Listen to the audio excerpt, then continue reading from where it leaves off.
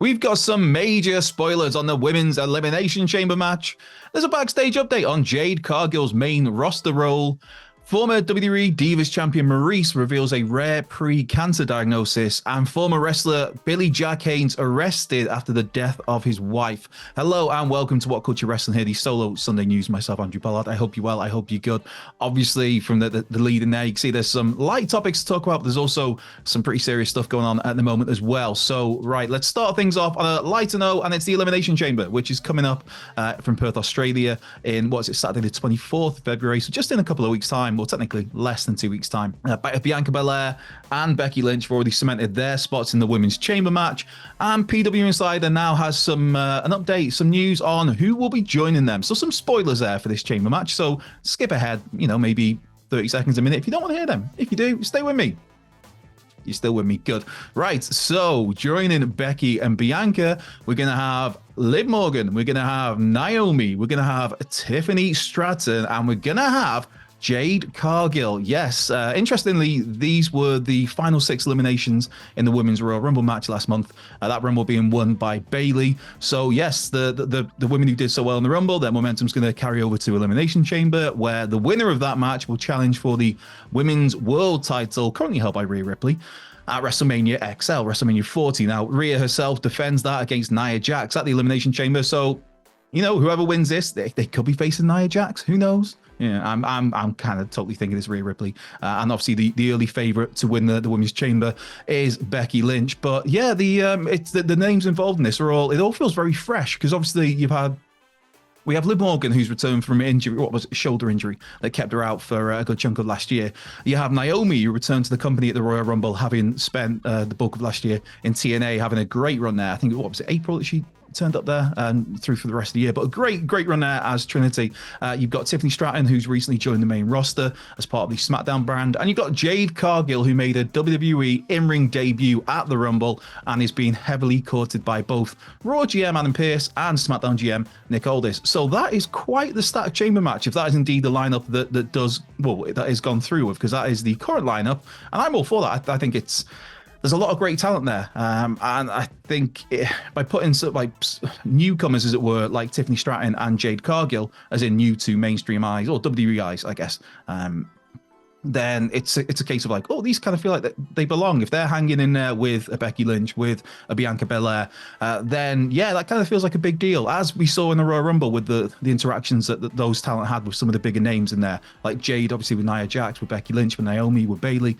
Yeah, that stuff like that doesn't happen for a reason. But sticking with the topic of Jade, and there's an update on where she will be going in the immediate future, or could be going in the immediate future. As I said, both Raw and SmackDown are trying to sign Jade at the moment. In terms of a kayfabe sense in WWE, she's the hot free agent who everybody is bidding for. A bit like, obviously there's Braun Breaker as well. But yes, again, this comes from PW Insider, where there's been talks right now of having Jade being featured on the SmackDown brand in the build to WrestleMania. So it looks like, for now, it'll be Nick Aldis who'll be winning in that bidding war, the bidding war of 2024, I guess we could call it. But yeah, the phrasing of this is quite interesting, because it says that Jade, there's been talks of her being on SmackDown in the lead to WrestleMania, but then the way it's phrased was like, well, that could mean that maybe after WrestleMania she's over to Raw. I mean, there will be a draft. Who knows? And also there's questions about like what will Jade Cargill be doing at WrestleMania? Because you're thinking the way she was featured in the Royal Rumble, the way she's been presented on WWE TV and any other appearances, to be fair, or the way she's been presented on WWE on the websites or any of the online stuff they've done, what is it, WWE Digital or whatever it's called, she is being presented as a huge deal. So if she's coming off the back of the Rumble, she's all the talk of like, we'll show to Raw or SmackDown. If that plan for the Elimination Chamber does come to pass and she's in that's another massive spot. So then you feel like there's no way after all that you can leave her off WrestleMania. So what would you do with her at WrestleMania? I mean, let us know in the comments what you do with Jade Cargill at WrestleMania. I mean, for me, there was a moment in the Royal Rumble, and the crowd popped big for it as well, where there's like a kind of face-off with Jade Cargill and Bianca Belair, and it's like, oh, this could get tasty. So Bianca Belair right now does not have a dance partner at WrestleMania. For me, I think that the plan, just from looking from the outside looking in, I was thinking maybe Bianca and Charlotte Flair would have been what we'd get this year at WrestleMania. Obviously, Charlotte Flair's out for basically till could be to the end of this year with the many what was it, MCL, ACL. There was about 3 or 4 different things in their knee that just Boom. So that's Charlotte off the board. So Bianca Belair needs something to do at WrestleMania. Jade Cargill needs something to do at WrestleMania. Would it be a little bit too soon to put Jade in that sort of spotlight in a one-on-one match against someone like Bianca Belair? Maybe they could tag up. I don't know. But yeah, that's something to keep an eye on. Now, switching focus over to some more serious topics here. Maryse Mizanin has revealed that she's had a rare pre-cancer diagnosis. Now, she took to Instagram to reveal that she's due to undergo a total hysterectomy after having 11 serous borderline tumors removed.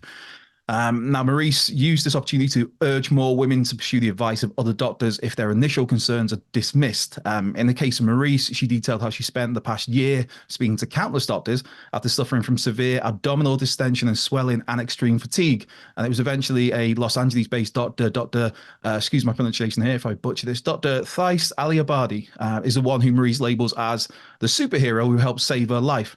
Now, a week ago, they performed surgery on Maryse, what was potentially endometriosis disease. Now, 11 implants were removed and tested, with the results coming back negative for endometriosis, but all 11 showing serious borderline tumors, which Maryse calls a very sneaky and aggressive, rare pre-cancer of the ovaries that, if those become cancer, the survival rate is less than a year. So we'll talk about some very serious stuff there. Now, Maryse explained how she's scheduled for this total hysterectomy surgery in 4 weeks and that she's remaining positive and determined to beat this thing. There's only one option, and it's winning this battle. As a mom to 2 young daughters, I have to. Obviously, this is awful news. I speak for all of us here at What Culture Wrestling and wishing Maryse and the family all the best with the surgery and the fallout of that and the recovery.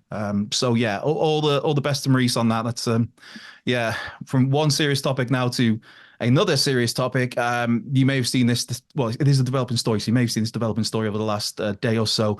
The former wrestler, former WWE star Billy Jack Haynes has been arrested after his wife's death. Now, William Albert Haynes III, known to wrestling fans as Billy Jack Haynes, was arrested on Thursday, and his wife was found dead in the family home. The KOIN Channel 6 station was the first to report on this, which was, at the time, an uncooperative standoff a former wrestler had with police after a shooting at an address in Portland, Oregon. Police were called to that residence shortly before 10 a.m. local time, following reports of gunfire, with a 2-hour standoff then taking place before the man was taken into custody.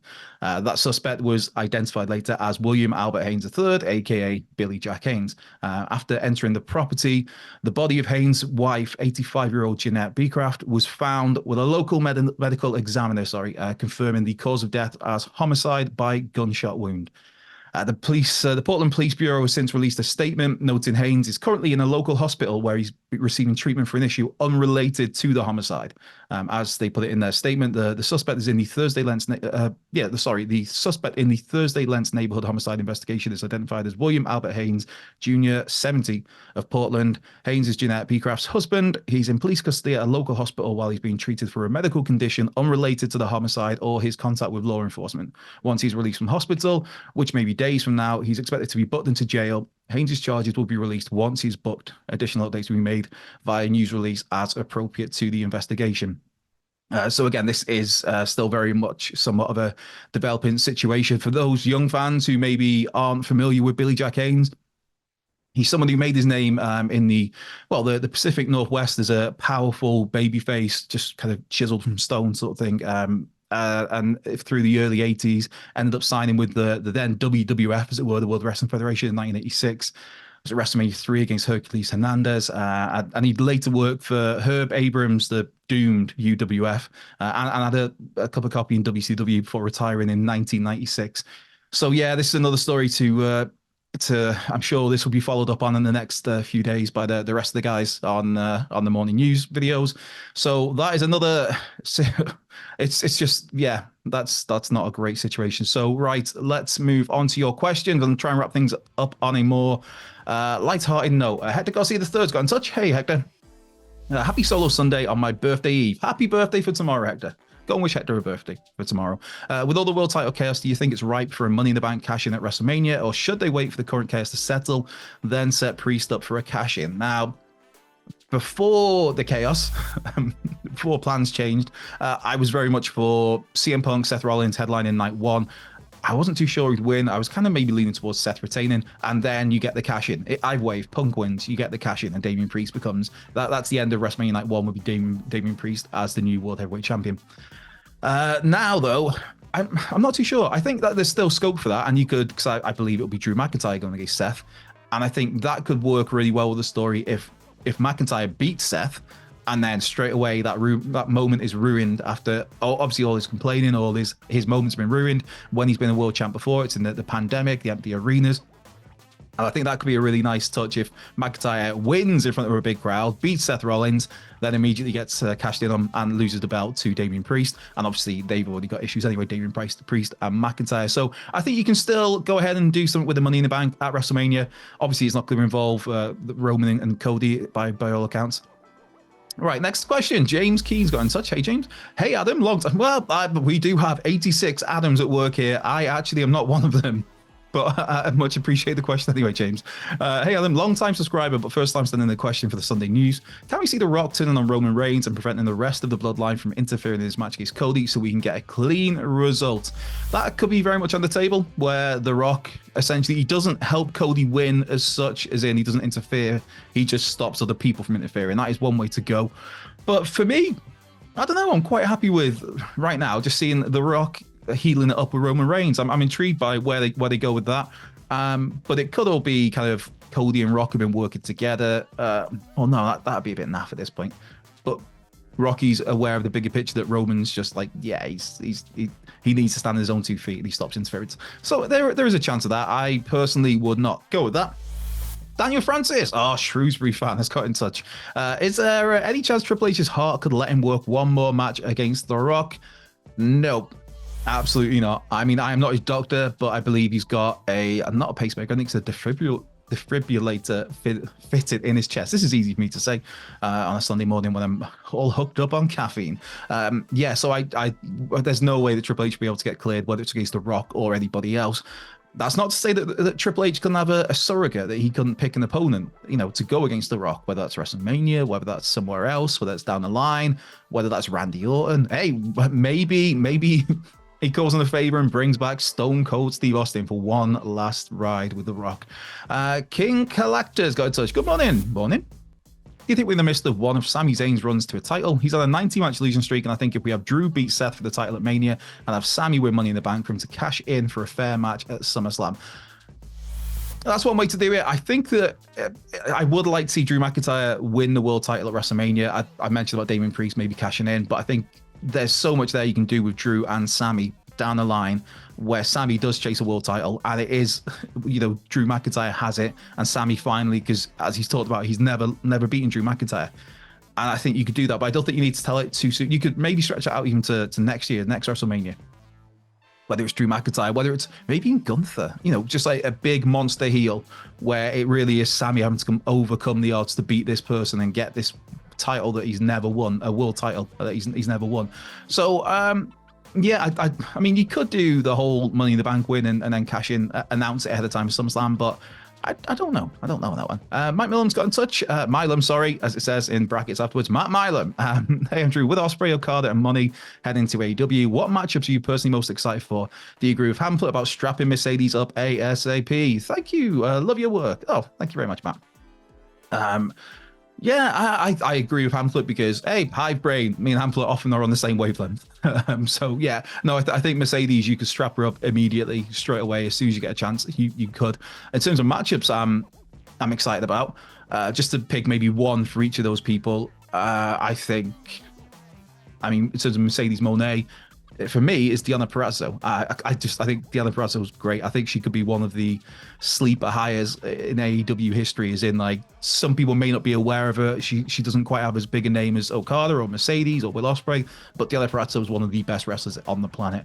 Speaking of best wrestlers on the planet, actually, that throws up another one. Serena Deeb and Mercedes Moné. I'm so happy to see Serena Deeb back on my screen and just doing Serena Deeb things. She's just, yeah. So what else? Okada and Ospreay. Ospreay, I think Ospreay Danielson. That one comes to mind for me quite easy. Okada, that's an interesting one. He's tangled with quite a few of the AEW roster already. It might be a little bit of a curve. I mean, I'll always say Ricky Starks for any answer because, hey, Ricky Starks is the man. But I think on this one as well, I'm also going to offer up Claudio Castagnoli. I just think that could be fun. That could be nice and snug. Obviously, Eddie Kingston, would be a nice one as well. But yeah, I'm going to go Claudio. I'm going to go Claudio for Okada, Danielson for Ospreay, and then Serena Deeb and all the other Prazzo for Mercedes.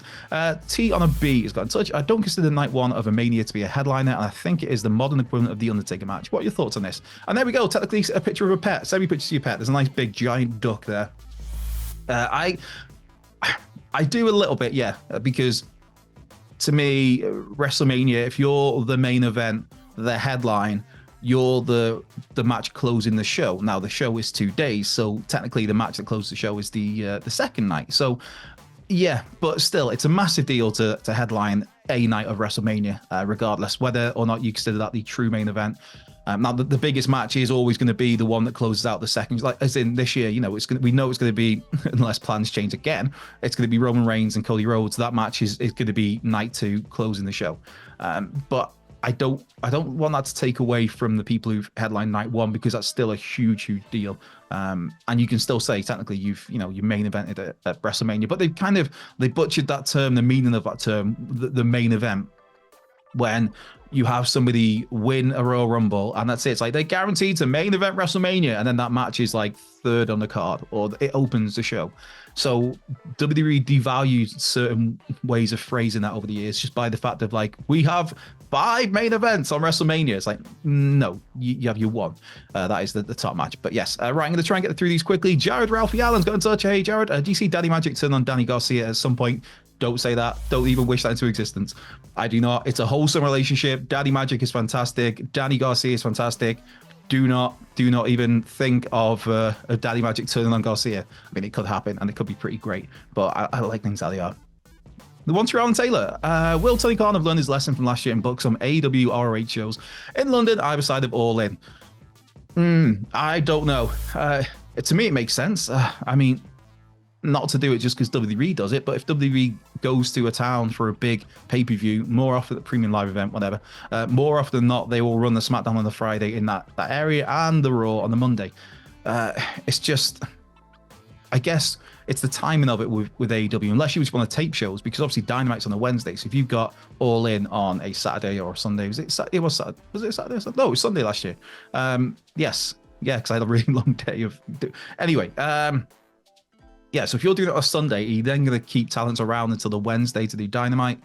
Are you going to get everybody out there for Collision? Is it... Because not everybody that will be on Dynamite or Collision or Rampage are going to be on the event in terms of All In.